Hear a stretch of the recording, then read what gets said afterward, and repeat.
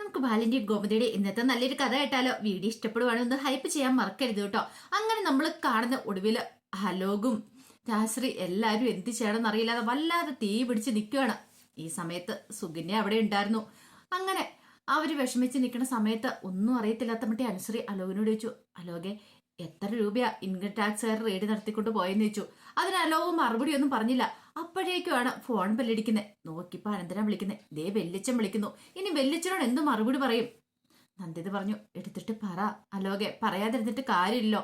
അങ്ങനെ കോൾ എടുത്തു കഴിഞ്ഞപ്പോഴത്തേനും അനന്തം കുറച്ച് കാര്യങ്ങളൊക്കെ പറയണം. അത് കേട്ട് കഴിഞ്ഞപ്പോ അലോക് ഞെട്ടി. അലോക് പറഞ്ഞു, വെല്ലിച്ച ഇവിടെ ഇൻകം ടാക്സുകാർ ഒന്ന് റെയ്ഡ് നടത്തിയിട്ടുണ്ടായിരുന്നു. ആണോ? ശരി ശരി എന്നും പറഞ്ഞ് പെട്ടെന്ന് കോള് കട്ട് ചെയ്തു. രാജശ്രീ എന്താടാ, എന്താ കാര്യം? ഇതേ മില്ലിലും നമ്മുടെ സ്ഥാപനങ്ങളിലൊക്കെ റെയ്ഡ് നടത്തിക്കൊണ്ടിരിക്കുവാന്ന്. റെയ്ഡോ? എന്റെ ഭഗവാനെ, ഇന്ന് വരെ ഇങ്ങനൊരു സംഭവം ഉണ്ടായിട്ടില്ല. ആദ്യമായിട്ടാണല്ലോ. അച്ഛൻ എന്ത് ചെയ്യുന്നു പറഞ്ഞുകൊണ്ട് അലോക് പുറത്തേക്ക് ഓടി. അച്യുതനാണെങ്കിലോ പുറത്ത് എന്ത് ചെയ്യണം എന്നറിയില്ലാതെ നിൽക്കുമായിരുന്നു. അച്ഛ എന്ന് പറഞ്ഞിട്ട് ഓടി അങ്ങോട്ട് ചെന്നു. എന്താടാ?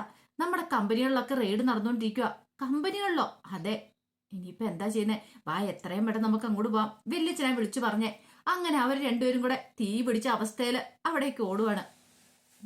ആ സമയം തേമംഗലത്തിന്റെ സിറ്റൗട്ട് എന്നിട്ട് മീനാക്ഷി ഇങ്ങനെ ആലോചിച്ചു. അവിടെ എന്തൊക്കെയോ നടക്കുന്നുണ്ടല്ലോ, എന്താന്നൊരു ഐഡിയയും കിട്ടുന്നില്ല. അപ്പോഴേക്കും ഗോമതി അങ്ങോട്ട് വന്നു. എന്താ പോണ, നീ എന്താ ഇവിടെ നിൽക്കണേ? അതെ, അപ്പുറത്ത് എന്തൊക്കെയോ വിശേഷങ്ങൾ നടക്കുന്നുണ്ട്. അതെന്താ? ആരൊക്കെയോ വന്നു പോവുകയും ചെയ്യുന്നുണ്ട്. ഇൻകം ടാക്സുകാരൊക്കെ വന്നു പോയിട്ടുണ്ട്. എന്തോ കാര്യമായിട്ട് പ്രശ്നങ്ങൾ ഉണ്ടെന്ന് പറഞ്ഞു.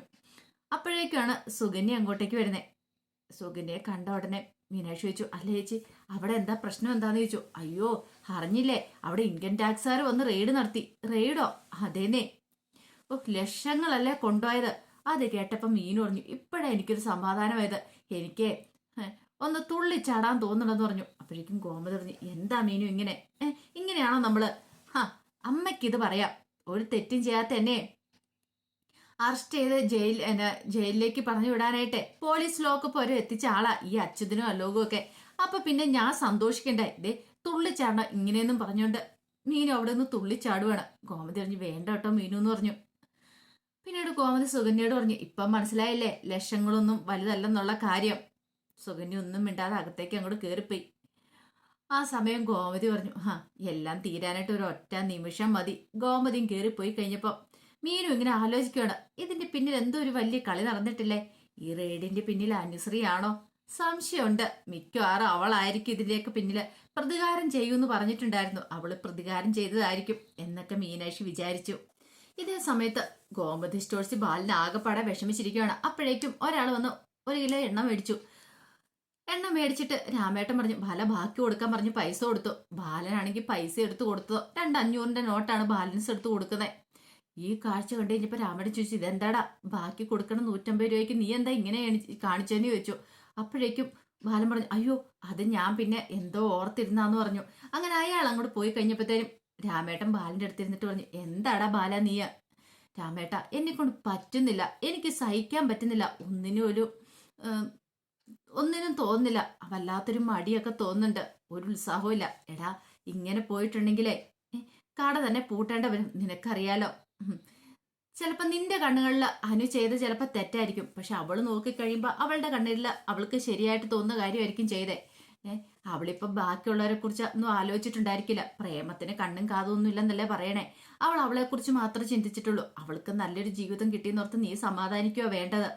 പിന്നെ ഇനിയിപ്പൊ അതിനെക്കുറിച്ച് ചിന്തിച്ചോണ്ടിട്ട് നിന്റെ ഉള്ള സ്വസ്ഥത സമാധാനവും ഈ കടയും കൂടെ നശിപ്പിക്കാൻ നല്ലത് വേറെന്താ മാർഗമുള്ളേ?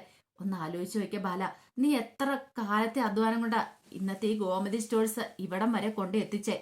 എല്ലാം കൂടെ ഒരു നിമിഷം കൊണ്ട് തകർക്കാനാണെങ്കിൽ അത് എളുപ്പമായിട്ടുള്ള കാര്യമാണ്. പക്ഷെ ഇത്രമാത്രം ഒന്ന് കെട്ടിപ്പടുത്ത് ഉയർത്തിക്കൊണ്ടുവരിക എന്ന് പറഞ്ഞാൽ ബുദ്ധിമുട്ടുള്ള കാര്യം തന്നെയാ. ഇവിടെ നീ തോറ്റുപോയിട്ടുണ്ടെങ്കിൽ കൃഷ്ണമംഗലംകാരുടെ മുന്നിൽ നീ തോൽക്കുന്നതിന് തുല്യമാണ്. അനുവിനെ കുറിച്ച് ചിന്തിക്കണ്ടേ ഇനിയിപ്പം?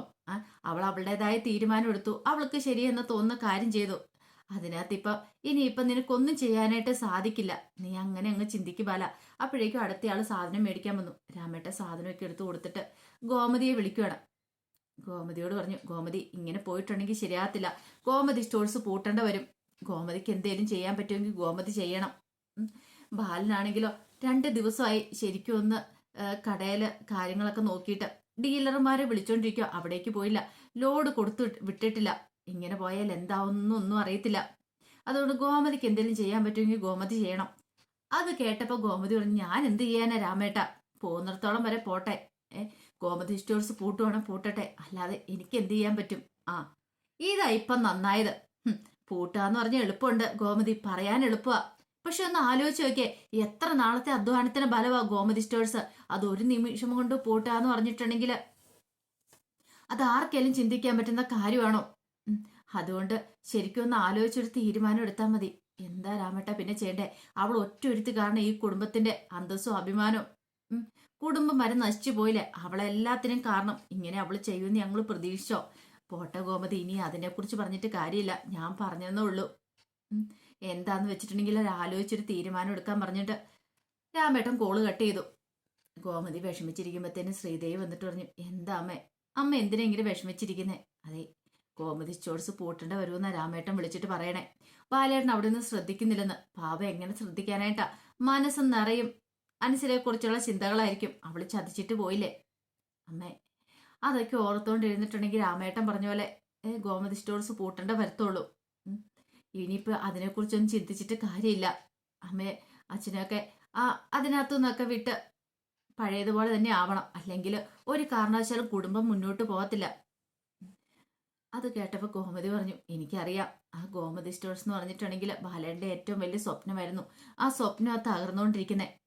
അപ്പോഴേക്കും ശ്രീദേവി പറഞ്ഞു, ഒരു കാര്യം ചെയ്താലോ അമ്മേ, ഞാൻ ഗോമതി സ്റ്റോഴ്സിലേക്ക് പോയാലോ? മോളോ? അതെ, ഇന്നാള് ബാലച്ചൻ പറഞ്ഞല്ലേ എന്നോട് ചെല്ലാനായിട്ട്. അപ്പൊ ഞാൻ പോകാൻ തയ്യാറായില്ല. അത് പിന്നെ അന്നത്തെ അവസ്ഥയല്ലല്ലോ മോളെ ഇന്ന്. ശരിയാ, എനിക്കറിയാം. പക്ഷെ ഞാനും കൂടെ പോയാലോ?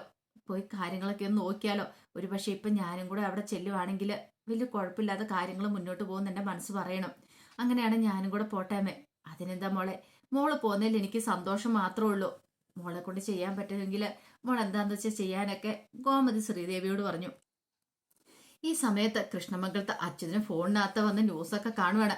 അപ്പൊ റെയ്ഡിനെ കുറിച്ചൊക്കെ നല്ല വ്യക്തമായിട്ട് വാർത്തയ്ക്കകത്ത് പറയുന്നുണ്ടായിരുന്നു. ആ വാർത്തയെല്ലാം കണ്ടു കഴിഞ്ഞപ്പോഴത്തേനും അച്യുതന് സമനില തെറ്റിയെന്ന് പോലെ തോന്നി.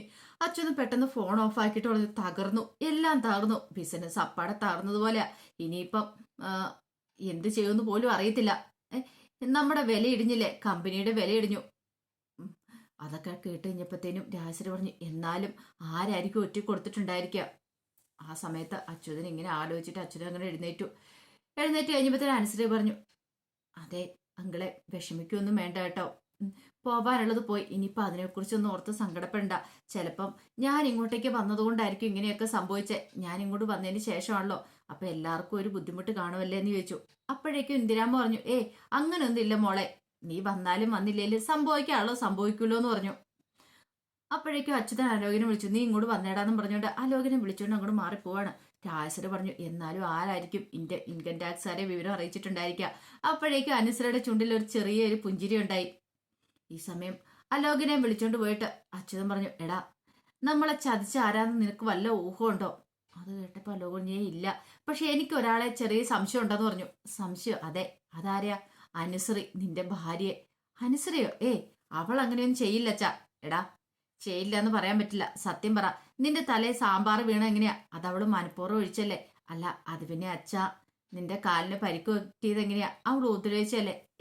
അങ്ങനെയൊന്നും ഇല്ല അച്ഛാ. നിങ്ങൾ സമ്മതിച്ചു കൊടുക്കാനായിട്ട് അലോകിനൊരു മടി. നീ കൂടുതലൊന്നും പറയണ്ട, എനിക്കെല്ലാം മനസ്സിലാവുന്നുണ്ട്. അവൾ ഈ വീട്ടിലേക്ക് വന്ന് നമ്മളെ തകർക്കാനാണോ എന്ന് എനിക്ക് സംശയമുണ്ട്. മിക്കവാറും അവള് തന്നെയായിരിക്കും ഇൻകം ടാക്സുകാരെ വിവരം അറിയിച്ചിട്ടുണ്ടായിരിക്കുക. അലോകിന് അത് വിശ്വസിക്കാണ്ട് ഇത്തിരി പ്രയാസം തോന്നി. അങ്ങനെ ചെയ്യുവോ എന്നൊരു ചിന്ത മനസ്സിലേക്ക് വന്നു. അങ്ങനെ കുറെ സമയം കഴിഞ്ഞു. കടയൊക്കെ അടച്ച് ബാലൻ നടന്ന് വീട്ടിലേക്ക് പോരുവാണ്.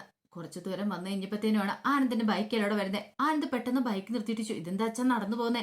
അച്ഛന്റെ സ്കൂട്ടി എന്തിയേ? അത് പിന്നെ സ്റ്റാർട്ട് ആവുന്നില്ല, അതുകൊണ്ട് ഞാനിങ്ങ് നടന്നു പോന്നു. ആഹാ, അത് കൊള്ളാലോ. എങ്കിൽ അച്ഛൻ്റെ ഒരു ഓട്ടോറിക്ഷ വിളിച്ച് പോകാൻ മേലായിരുന്നോ? അച്ഛന് എന്ത് പറ്റി? അച്ഛന് മുഖമൊക്കെ വല്ലാതിരിക്കുന്നല്ലോ. പെട്ടെന്ന് ആനന്ദ് ബൈക്ക് നിർത്തി ബൈക്കിൽ നിന്ന് ഇറങ്ങുവാണ്. അച്ഛൻ എന്തെങ്കിലും വയ്യായിക ഉണ്ടോ? ഹോസ്പിറ്റലിൽ മറ്റോ പോണോ? മുഖം കണ്ടിട്ട് എനിക്ക് അങ്ങനെ തോന്നുന്നുണ്ടല്ലോ. എനിക്കൊരു പ്രശ്നമില്ലടാ. എന്തോ ഒരു കുഴപ്പമുള്ളവർ തോന്നുന്നുണ്ടല്ലോ. എടാ മോനെ, എനിക്ക് നിന്നോട് കുറച്ച് കാര്യങ്ങളൊക്കെ പറയാനുണ്ട്. എന്നോടോ? എന്താ അച്ഛാ? അത് പിന്നെ നാളെ എനിക്ക് എന്തെങ്കിലും സംഭവിച്ചിട്ടുണ്ടെങ്കിൽ നീ വേണം കുടുംബത്തിലെ കാര്യങ്ങളൊക്കെ നോക്കാനായിട്ട്. അറിയാലോ, അത് കേട്ടപ്പോഴത്തേനും ആനന്ദ് പറഞ്ഞു, അച്ഛൻ എന്ത് വർത്താനം അച്ഛൻ പറയണേ, അച്ഛൻ എന്തേലും സംഭവിക്കാനോ? അതൊന്നും ഒരിക്കലും സംഭവിക്കില്ല. അച്ഛൻ വെറുതെ ഇല്ലാത്ത കഥകളൊന്നും പറയരുത്.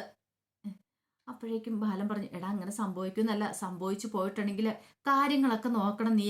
ഏ അത് പറ്റില്ല അച്ഛാ, അച്ഛൻ ഇങ്ങനെയൊക്കെ പറഞ്ഞിട്ടുണ്ടല്ലോ, ഞാൻ എതിരോടെങ്കിലും ഇറങ്ങി പോകത്തുള്ളൂ. അച്ഛൻ എന്ത് വർത്താനോ അച്ഛാ പറയണേ? ഉം, ഏ, അച്ഛൻ എന്തിനാ ഇങ്ങനെയൊക്കെ ചിന്തിക്കുന്നേ? അച്ഛൻ അതൊക്കെ മറക്കാൻ ശ്രമിക്കുക, അനുവിന്റെ കാര്യങ്ങളൊക്കെ എന്തിനാ അതിനി മനസ്സിലിട്ടുകൊണ്ട് ഇങ്ങനെ നടക്കണേ?